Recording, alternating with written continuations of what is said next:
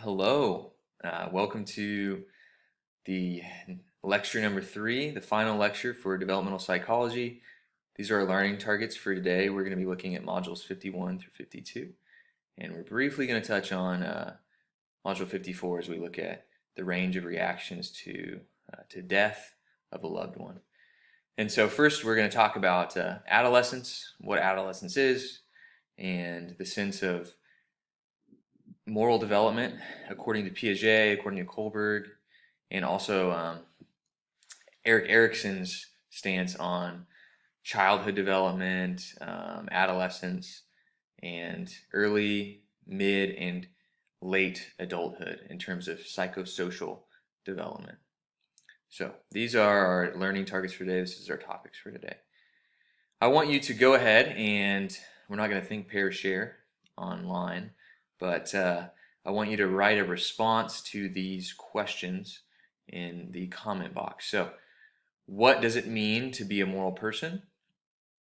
What stage of morality would you say you and your friends are most likely in at this point in time, according to Kohlberg's moral stages? And does the definition of morality change according to the situation, right? Or does it stay the same? So go ahead and respond to these questions.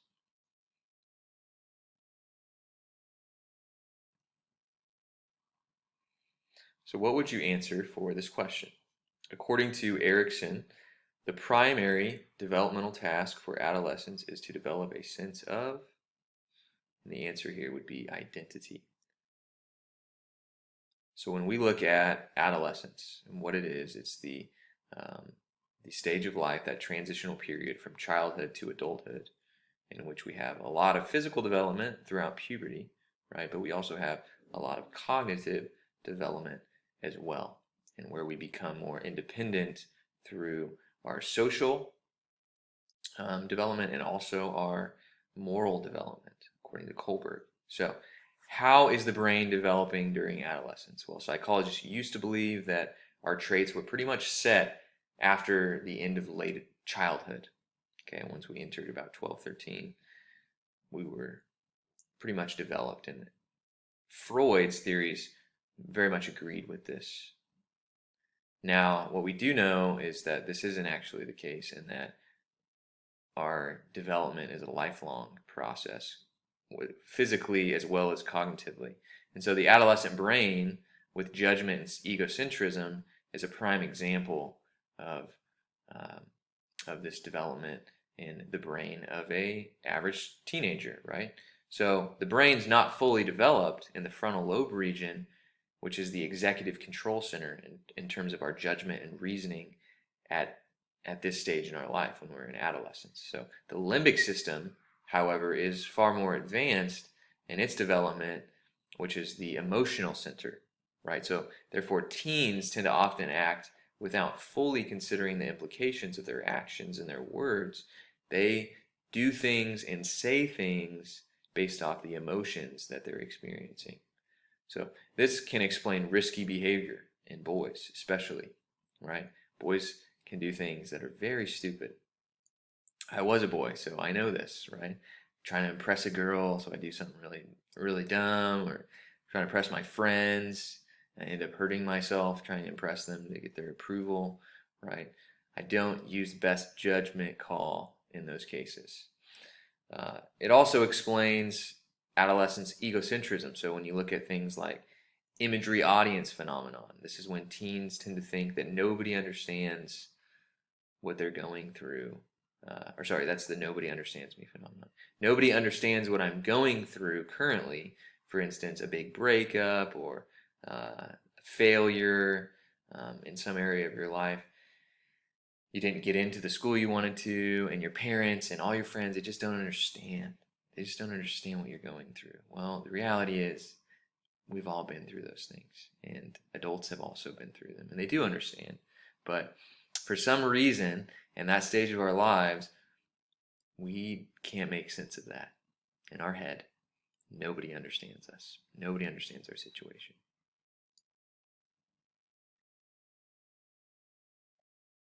Okay, next we're going to look at the development of our moral ability and intuition and action.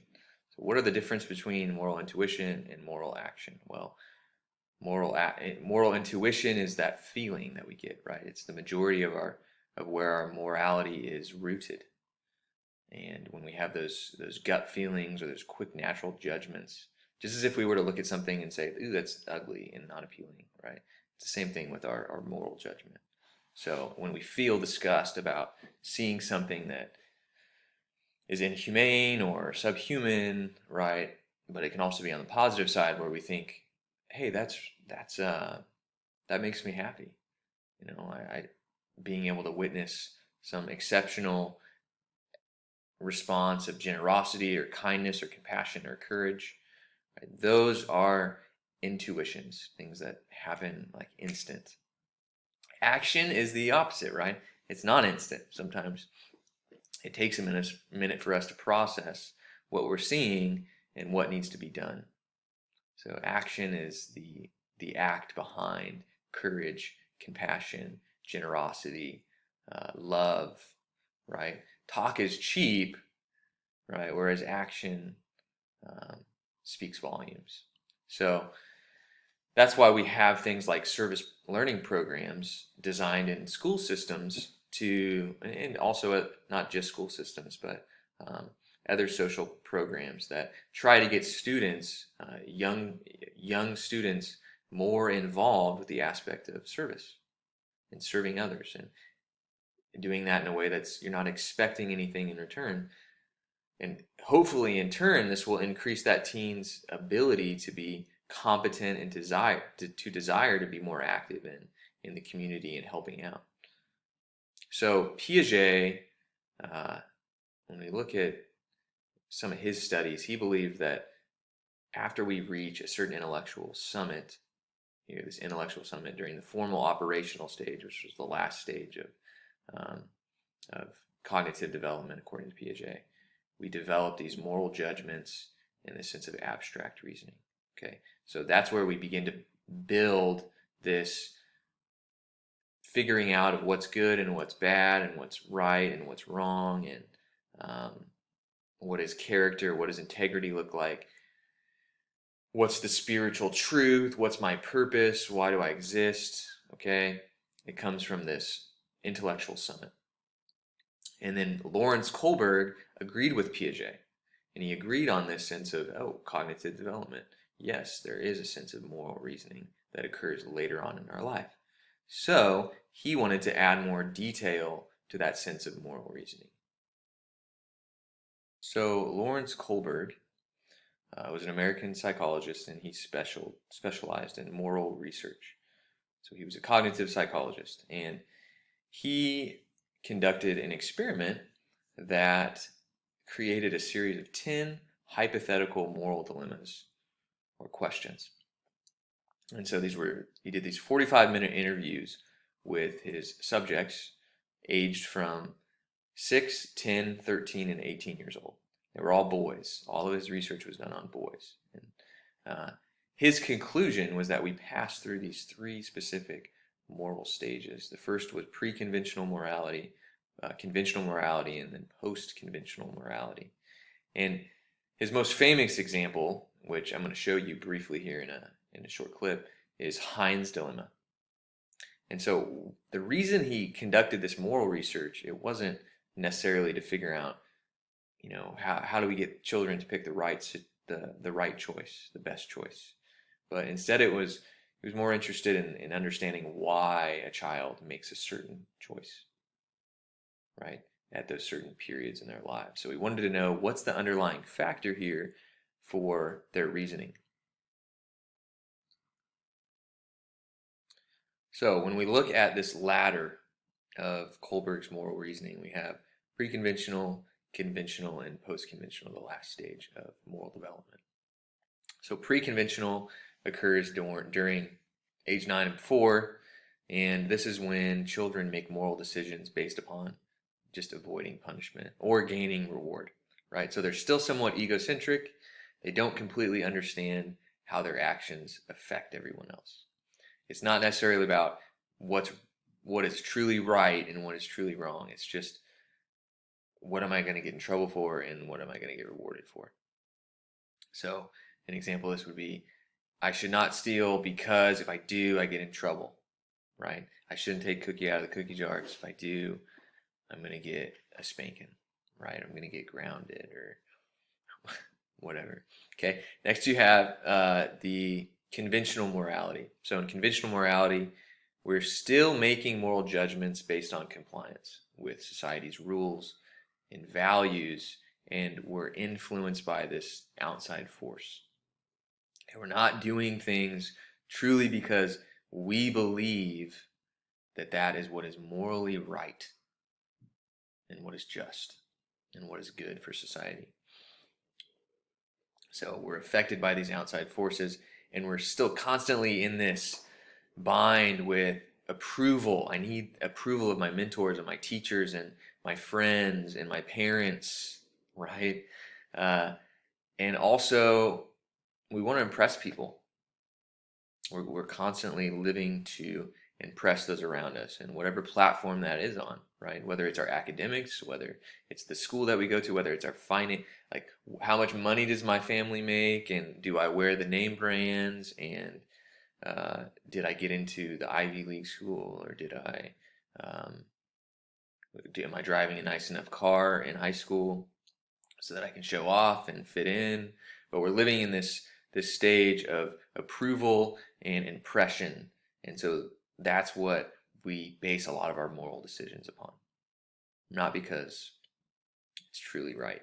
And then lastly, we enter the post-conventional phase, and this is when we affirm people's agreed upon rights and that follow our personal perceived ethical principles, right? So we're now looking at things more abstractly on the principles of morality. We're less influenced, not completely uninfluenced by outside opinions, but we're less influenced by these outside opinions. And we do what we do because we believe it's right, because it's the best alternative. And we're no longer basing our decisions based off of fear of punishment or even reward, but because it's right.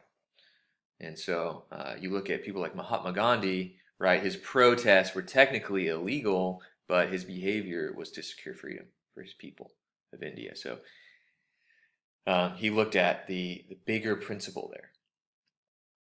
And you look at, you know,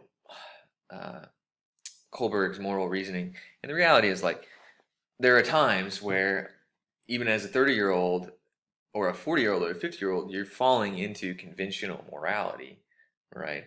Or even pre-conventional morality. So, I mean, you look at the Holocaust, right? What was the moral reasoning there? Many adults were afraid and doing what Adolf Hitler told them to, those officers, because they were afraid, right, of punishment. So to say that if you're 50 years old, you don't ever fall into conventional morality anymore is silly. Emma. Heinz's wife is dying because of a special kind of cancer.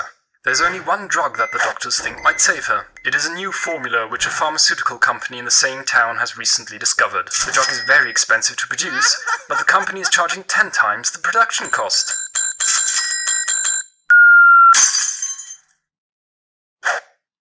Heinz goes to everyone he knows to borrow money, but he can only collect half of what the drug costs.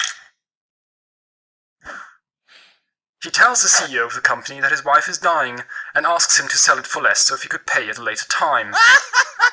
But the CEO refuses. He can make no exceptions.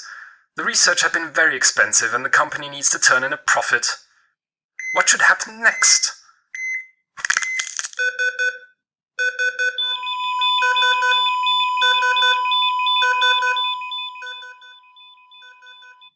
Okay, so go ahead. I want you to define which each of one of these is and put that in the comment box that will come up here in just a moment. So go ahead and respond to those. This is Heinz dilemma. This is the famous dilemma that he used to explain his theory of moral reasoning. Okay, Carol Gilligan was a friend and assistant of Erickson and also Kohlberg, and she was a professor at Harvard University. She was a good friend of Kohlberg's. However, she had a lot of criticisms towards his theory of moral development. And one of the biggest ones was the fact that his research only focused on males. So in his research, he had no women.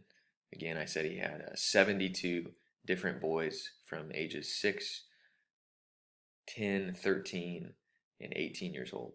And so this caused her to really question the results of his research, and she had an opinion that the reality is men and women don't make moral decisions the same way, and there's a lot of different factors that go into the reason for that. And so, for instance, men focus more on assertive situations. They're very assertive. They're trained to be very assertive, whereas women are more likely to forgo their own beliefs for the sense of the majority of the people, to benefit the majority. Whereas men also look more so at the absolute factor, whereas women look more at situational factors and have a sense of more care and compassion and focus more on the relational aspects of the people involved before they make that decision. So final conclusions on Carol Gilligan and Kohlberg would be that most research after Kohlberg and Erickson and Carol Gilligan, we see that research suggests men and women's moral reasoning and decision making is actually very similar. There's not a lot of differences in it. So, however, we look at Albert Bandura, right? He had a different approach on looking at on moral reasoning, and he looked more at it from a social approach, right, where he emphasized observational learning. Now, Erik Erikson was raised up in actually a Jewish family, and he had a difficult childhood, high school career, and he was made fun of a lot. And so, in some of his interviews, he explains that his high school experiences is actually what led to his development of this theory for social identity called the 8 stages of psychosocial development. So this is what led him to desire to understand this this identity crisis we go through, known as social identity, right? A sense to solidify oneself or role in society. And Erikson was a neo-Freudian, meaning he was just inspired by Sigmund Freud's theories, and we'll talk more about neo-Freudianism and who Sigmund Freud was. But he worked with Sigmund Freud's daughter, Anna, and so this influenced him very much in his research. Whereas he didn't necessarily agree with Freud's psychosexual stages and the importance of the unconscious as much, but he was inspired by Freud. And one thing that Erikson attributed some of his theory to when he's looking at these 8 stages is in the early childhood, basic trust actually comes more so from early parenting, and that will really in turn affect that child's trust issues later on in their psychosocial development, more so than their inborn temperament. So it's interesting, but his psychosocial stages just helped us understand the sense of finding identity throughout these crises that we go through in our lifetime.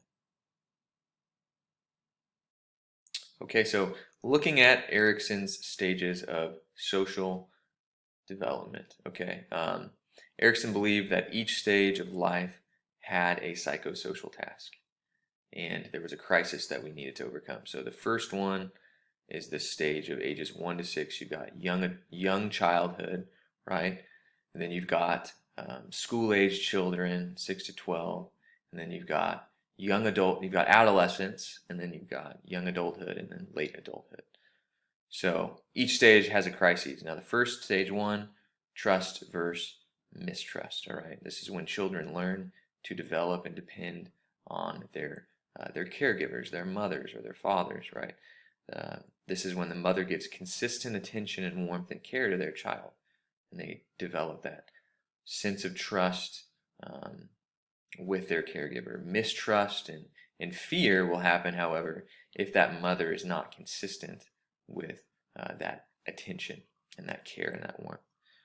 Next, we have stage 2, autonomy versus shame.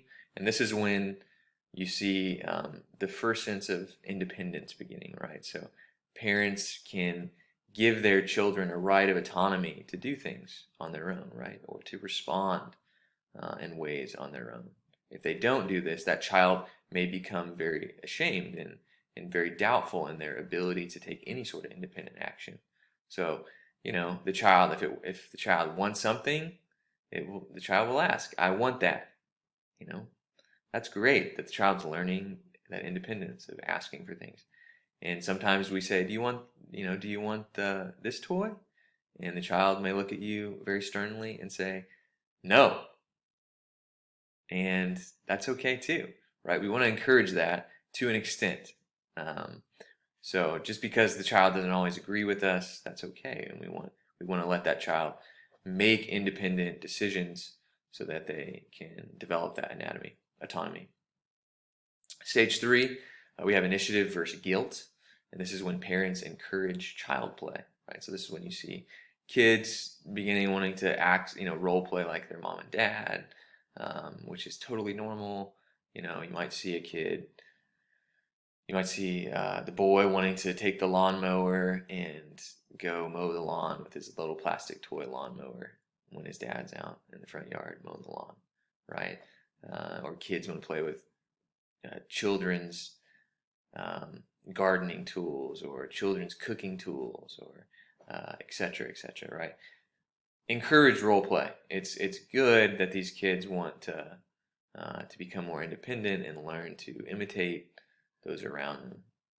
And they also ask a lot of questions. So when your child starts asking you all these questions, why does it look like this? And why do you do that? And, don't discourage it. The child is curious and developing a sense of independence and creativity.